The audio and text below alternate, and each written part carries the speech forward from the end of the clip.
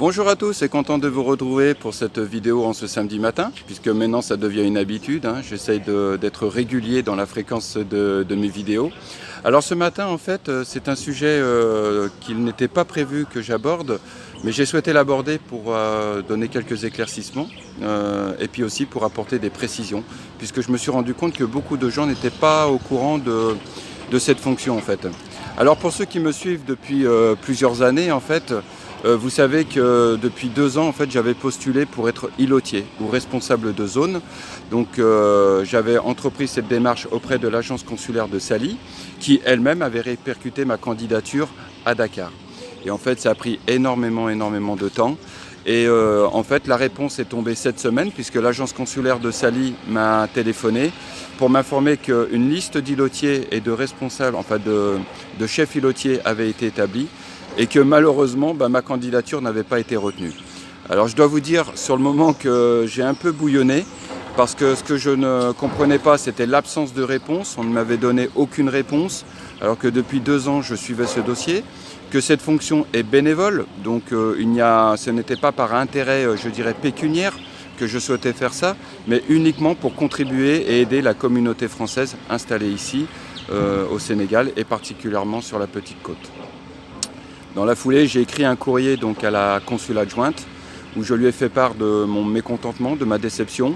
Mais voilà, la page est tournée, je suis philosophe, je me dis que si les choses doivent se faire, elles se feront. Si elles ne doivent pas se faire, c'est que c'était ainsi.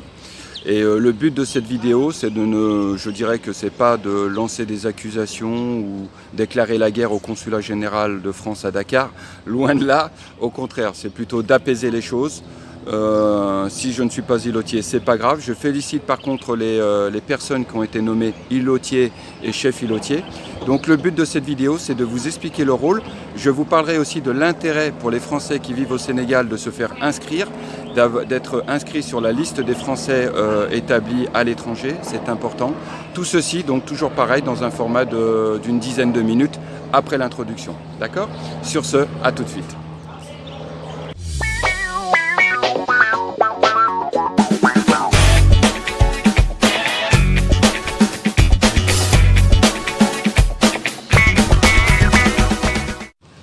Voilà, donc je me suis assis confortablement sur le petit amphithéâtre, pas bien loin de chez Paco et pas bien loin, en fait, juste à côté du village artisanal, enfin de l'ancien village artisanal, dont j'ai déjà eu l'occasion de filmer. J'espère, puisque dans un deuxième temps, après la rénovation des plages, j'espère que la rénovation de l'ancien village artisanal sera entreprise, parce qu'il y a lieu, voilà, ça devient requis, enfin ça devient même obligatoire. Vous voyez par exemple le toit, je vous fais voir juste ça. Voilà, le toit de l'ancien restaurant Le Sapoti, pour ceux qui ont connu. Voilà, c'est parti, c'est devenu un champ de ruines. Voilà, alors aujourd'hui, donc, je vais vous parler de tout ça. Alors déjà pour commencer, je rappelle qu'à l'heure d'aujourd'hui, la communauté française installée officiellement au Sénégal, c'est de l'ordre de 20 500 personnes, je dirais presque 21 000, puisque les chiffres dataient de 2015. Que dans ce chiffre, une grande majorité des gens recensés ont la double nationalité, c'est-à-dire qu'ils sont nés sur le territoire sénégalais. Donc beaucoup de binationaux, dont mon fils d'ailleurs, puisque lui-même a la double nationalité. Alors des fois on me pose la question, on me dit Franz, tu es installé ici depuis 2004, pourquoi tu ne prends pas la nationalité sénégalaise ? Tout simplement parce que je l'ai déjà expliqué dans une des vidéos liées à l'expatriation. Donc en fait, excusez-moi, on me salue derrière la caméra, donc voilà. Et pourquoi ? Déjà parce que je reste attaché à mes racines, c'est déjà quelque chose pour moi d'important par rapport à ma famille. Voilà, la loyauté pour moi, la fidélité, ce sont des valeurs auxquelles je crois et donc je reste attaché fondamentalement et viscéralement à mon pays. La deuxième chose, c'est que pour moi, je ne vois pas trop l'utilité d'avoir la double nationalité, étant donné qu'avec la carte de séjour, ça fonctionne très bien et que le système est rodé et que j'ai l'habitude d'aller tous les 6 mois faire tamponner mon récépissé de carte de résident. Donc honnêtement, je n'en vois pas l'utilité. Et puis il y a une troisième chose aussi, il faut savoir que pour la France, c'est-à-dire que si un jour vous avez un souci juridique, voilà, peu importe, hein, que vous ayez un problème avec les autorités sénégalaises, pour X raisons, hein, ou même parce que vous avez commis une infraction ou un crime, eh ben, sachez qu'à partir du moment où vous avez la double nationalité, la France se déchargera de vous apporter son soutien, c'est-à-dire qu'elle partira du principe qu'étant donné que vous avez la nationalité sénégalaise, vous êtes donc ressortissant du pays et vous n'avez pas lieu de solliciter les autorités consulaires. Voilà. C'est une subtilité, il faut le savoir. Et donc moi, tout ça, quand je réunis tout ça, font que je reste immigré français avec ma nationalité française. D'accord ? Voilà, c'était la petite parenthèse. Donc 21 000 Français, et dont une grande majorité ayant la double nationalité, répartis ici au Sénégal. Alors les îlotiers, qu'est-ce que c'est ? Alors je vous ai imprimé une charte. C'est une charte qui a été faite par l'ambassade de France en Roumanie, donc je trouve qu'elle est très bien, donc elle explique un petit peu le rôle des îlotiers. Les îlotiers, je le dis, c'est pas propre qu'au Sénégal, c'est universel, c'est-à-dire dans tous les pays au monde, là où il y a une ambassade et un consulat général de France, le système des îlotiers est mis en place. Alors en fait, il a 2 missions. En temps normal, donc hors crise, prise en charge d'un groupe de ressortissants français sur une zone géographique attribuée, appelée îlot. Donc îlot, c'est la zone géographique et l'îlotier est responsable donc des Français qui résident dans cet îlot.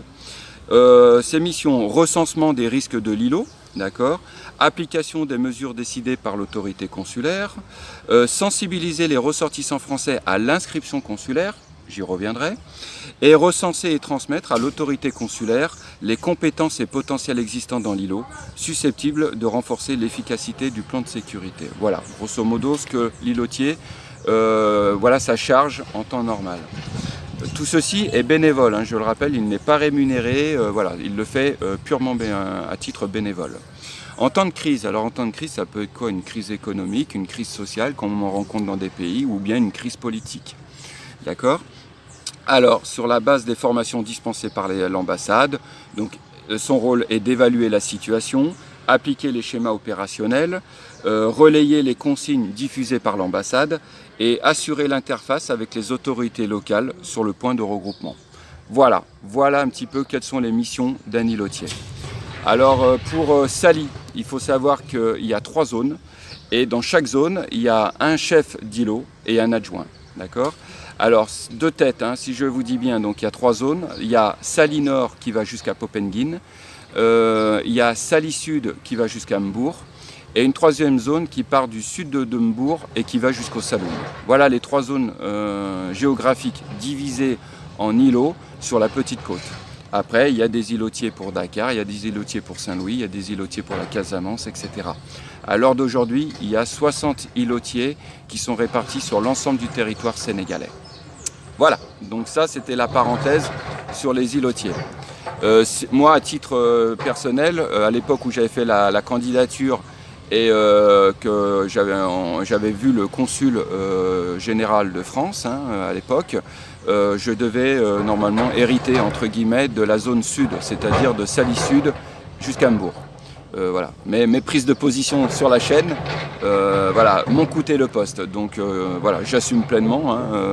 D'ailleurs, il y a une rubrique, je vous mettrai le lien dans la chaîne où c'est marqué opinion, où là-dessus je parle un petit peu de tout. Je parle aussi bien du franc CFA dont je suis partisan de sa suppression, je parle des gilets jaunes, je parle de la gestion des visas, je parle à l'époque, il y a quelques mois, ils voulaient augmenter, multiplier par 10 ou par 15 les frais d'inscription universitaire des étudiants étrangers en France.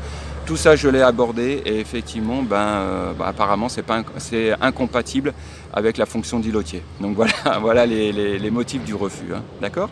Je vous mettrai le lien un petit peu de la playlist opinion pour ceux que ça intéresse. Deuxième chose que je voudrais aborder dans cette vidéo, alors c'est ça, c'est l'inscription. Alors l'inscription consulaire, c'est une démarche gratuite.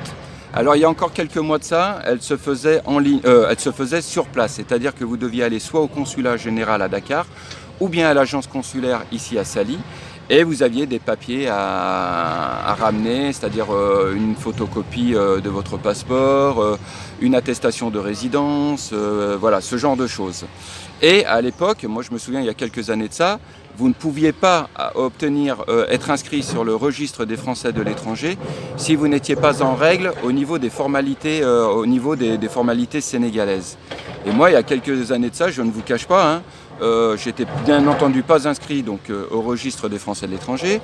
Je n'étais plus en règle au niveau sénégalais parce qu'à l'époque, en 2005, on m'avait établi une vraie fausse carte de résident. À l'époque, il y a eu une grosse magouille là-dessus, j'en avais déjà parlé. Et donc, ça m'a tellement dégoûté d'avoir obtenu cette vraie fausse carte, bien entendu à mon insu, que pendant quelques années, je n'étais plus inscrit sur la liste des résidents officiels au Sénégal. Et donc, j'étais en situation irrégulière au Sénégal auprès des autorités sénégalaises. Donc, comme j'étais en situation irrégulière, je ne pouvais pas m'inscrire auprès du consulat. De nos jours, ça a changé. Alors, ce qui a changé, c'est quoi? C'est que vous pouvez obtenir votre carte consulaire par Internet, un service en ligne. Je vous remettrai le lien dans le descriptif de la vidéo, c'est-à-dire en dessous de la vidéo, d'accord? Comme ça, vous cliquez et vous obtiendrez toutes les formalités, enfin toutes les explications concernant la démarche pour obtenir cette carte. C'est une petite carte, hein, j'ai eu l'occasion de le faire voir, c'est une toute petite carte plastifiée avec votre photo, un numéro de matricule consulaire, votre identité, et ainsi vous êtes connu par les autorités consulaires. Quelle est l'utilité d'être connu par les autorités consulaires? Si vous perdez vos documents déjà, si un jour vous perdez votre passeport ou votre carte d'identité, sachez que le renouvellement sera déjà facilité.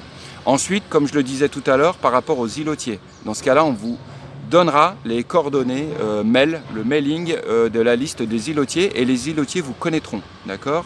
Troisièmement, c'est ça, c'est qu'en situation de crise, hein, que ce soit ici ou ailleurs, hein, dans n'importe quel pays, au moins vous êtes connu et vous êtes référencé.